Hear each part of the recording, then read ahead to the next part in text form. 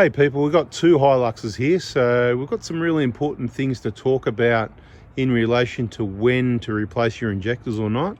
So I thought, what better than speak to the Hilux vehicle owners themselves and see if it was worth it. So 2 cars equals 2 videos.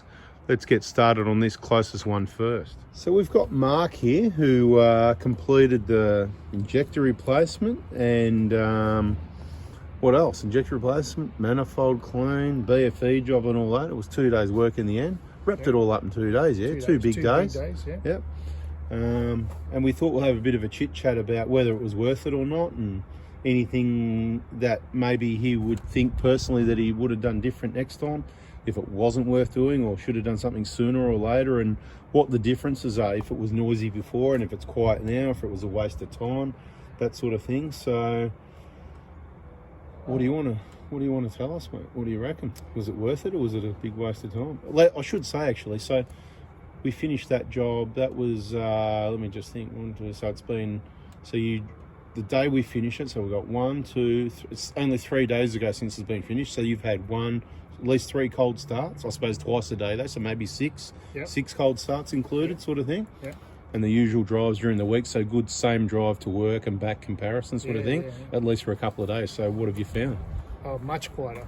Yeah. Like, it wasn't, I didn't think it was super noisy before, but now it's got the new injectors in there. It feels like a new car. It feels beautiful. Mm-hmm. That's good. So was it all the time it was noisy, or was it just when it was cold? More on the cold starts. Yeah. Actually, I didn't think it was noisy when it was warm. But now I reckon it was a little bit noisy. Yeah, because now you know how quiet it is, yeah? I know, so it wouldn't have been bad though when it was, because once it warms up in the software, it hides all, you know, that. So when I heard it cold and I just finally, because, you know, you were saying about changing the injectors soon, and, you know, I was trying to extend it, let's get a bit more out of it, because it's only done 150k. And then when I heard it cold, that's what made me say, you know what, it's probably a good idea to change these injectors, because I know that from that sound, from my experience, that's when the nozzle needles are worn, so they're not working quite right. So obviously the new injectors nailed that worst of it, yeah? Sort of. Heaps better in the mornings, in the cold mornings. Would you say so that noise is not there at all? Like there's going to be some totally gone on it, yeah. So there you go. So it's transformed it. So even at 150,000 Ks with full DLC injectors at, what is it? This is 2014? Yep.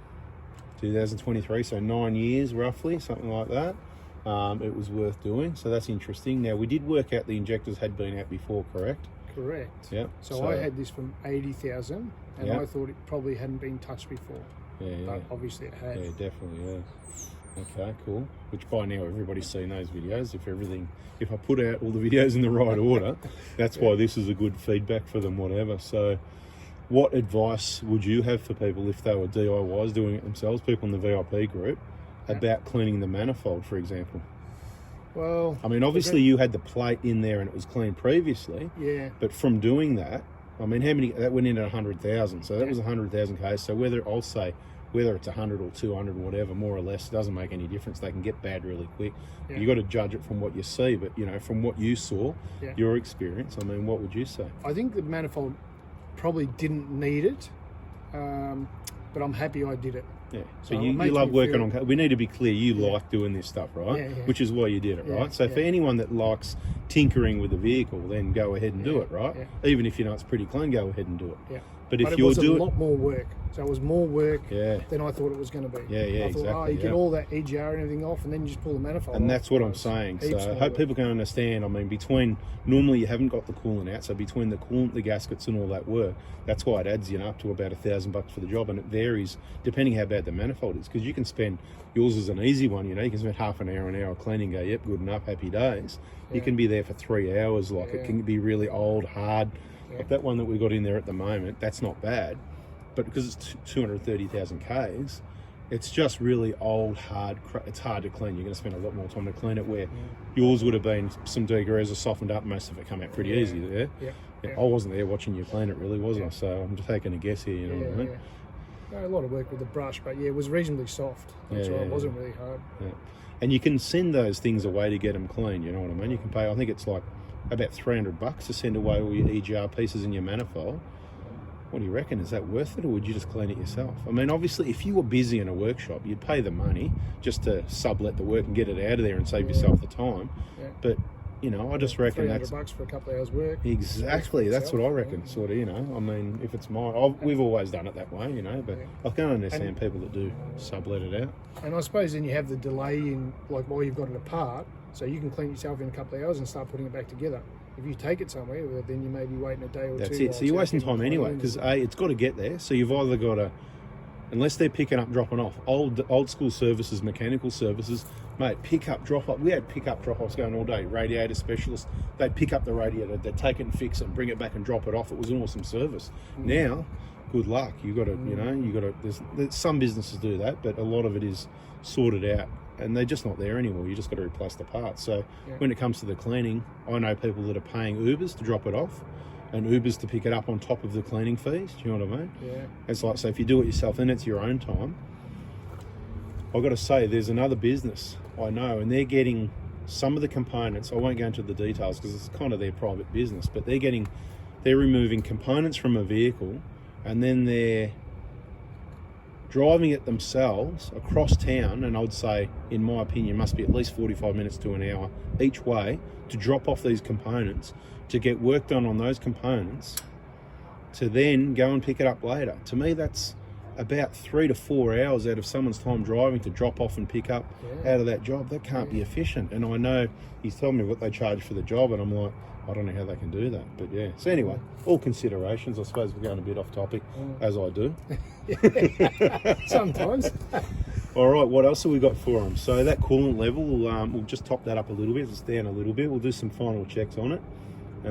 Good road test. So it's probably done, what, how many 100Ks? It'd be already 500Ks at least or something since then, wouldn't it? Yeah, we've done a couple about 500, yeah, at least, Yeah.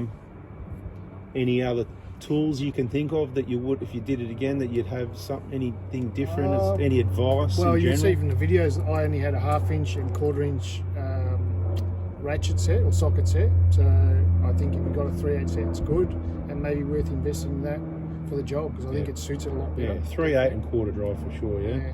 Anything else? Any tools you can think of that make any part of the job easier, really? Or maybe anything you struggled where you went, oh, if I had that, you know? The brushes for the cleaning. Brushes for cleaning. So like I went and got what I thought would work, but I probably needed some smaller brushes, like toothbrush sort of stuff, a couple of stiff toothbrushes. Yep. That would have made life easier. Stiff toothbrushes would be handy, yeah, that's it. What else? Plenty of degreaser, a couple of litres of degreaser. Yeah. I'll look at torque wrench, obviously. Yep. You know, luckily there was one in the workshop. I didn't have one with me. Yeah. So the BFE was pretty straight, even though it's a big job on the Hilux, getting rid of that one-piece pump, pretty straightforward. Yeah. So no big deal there. What did we forget though? Did you take the tensioner off?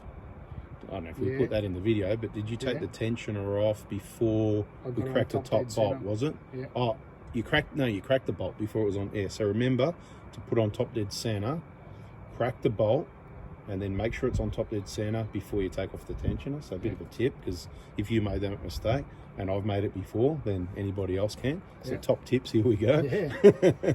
The stay in here was a tricky one. So the stay in there should go on before the fuel lines go on. I think I mentioned that as well, because that plate, people go, they've got this leftover piece. It's happened a couple of times in the VIP group where they put the photo up, and that's why one of the things I said was, don't forget that plate, whatever. But you can always get it on later. But and we did. But better if it goes on before the. That's normally kind of where you need your crow's foot set then, because you're going to need, what are they, 12 mils? It's 12 mil crow's foot, and they're still a bit fiddly in there. Or you can use a spanner. It's just you got to fiddle around a bit. It's not a big deal though. But don't forget that. What else? If we try and keep this one to 10 minutes, I reckon we've got about a minute to go. That's about it. Yeah, we haven't really got anything else. No, so it's nice and quiet. I mean, all in all, I'm happy I did the job. It feels like a new car again. You know? It's beautiful. Yeah, good. And maybe it's in my head. I feel like it's good. It's I think it is good, to be honest. I think it is good. And as long as nobody takes the fuel pipes off and keep the because that could have been part of the problem. Quite often, I'll just wrap it up by saying, whenever somebody comes in with 80,000 or 90,000 Ks or 70 or 120 or around that mark and says, oh, then I'm going, it just doesn't make sense. whenever you follow the history, they're the ones where the fuel pipes have been off. So whether it is, I can't prove that it is contamination, but I've got a heap of these examples where it looks like it's been that. And then you see these vehicles that have done 300 and 400,000 Ks, and they're not running well, but they're running pretty well considering, and you go, mate, these things have never been off, you know what I mean? So quite often it seems to be a pattern like that. Anyway, we'll wrap this one up, people. That's it for this this vehicle at this stage. If you liked it, hit the like button. Hope you liked the series. If you missed it, check it out. Just search DIY, because I think I put DIY in all the names of the videos one way or the other, and you should be able to find those videos. Might even pop them in a playlist. I think someone said in a comment to do that, so we'll do that. And let's move over to this other vehicle to discuss that one, because it's only done 47,000 Ks, and it's even noisier than this ever was. Crazy.